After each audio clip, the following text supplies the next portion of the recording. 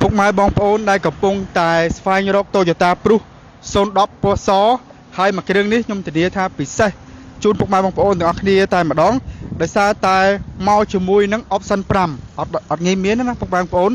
ដោយស្រឡាញ់ពណ៌ស010ណាហើយបាន option 5នេះយកទៅប្រើអេមខ្លាំងមែនទែនបាទមួយគ្រឿងនេះមកជាមួយនឹងចង្គៀងគុជភ្លុះហើយនឹងយ៉ាន់17អ៊ីង option 5បាទ option 5ជាស្រួលពុកម៉ែបងប្អូនអ្នកគ្នាហើយពណ៌សទឹកថ្នាំខ្ចីញញចាំងភ្នែកតែម្ដងហើយតកតងជាមួយនឹងឡាននេះបាទមកជាមួយខាងក្នុងលឿងពុកម៉ែបងប្អូនជាក់ស្ដែងក្នុងខាងក្នុងមានចាក់បាស JBL ទៀតអេមខ្លាំងមែនតែនបាទយកទៅប្រើគឺពេញចិត្តធានាថាពេញចិត្តតែម្ដងបាទរៀបឡានមួយគ្រឿងនេះខាងក្នុងខ្សោខ្យងបាតខ្ចីញញទាំងអស់អត់មានច្រេះអត់មានពុកអត់មានធ្វើថ្នាំអីទេបាទគឺថាឡានស្អាត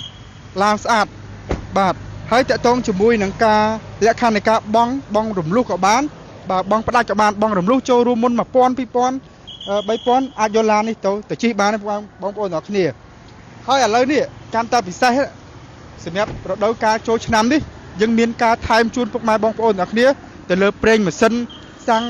បាទហើយនឹងធានាទៅលើប្រព័ន្ធ ABS និងអគុយ Hybrid រហូតដល់3ខែពុកម៉ែបងប្អូនទាំងគ្នាយូរខ្លាំងមែនទែនអញ្ចឹង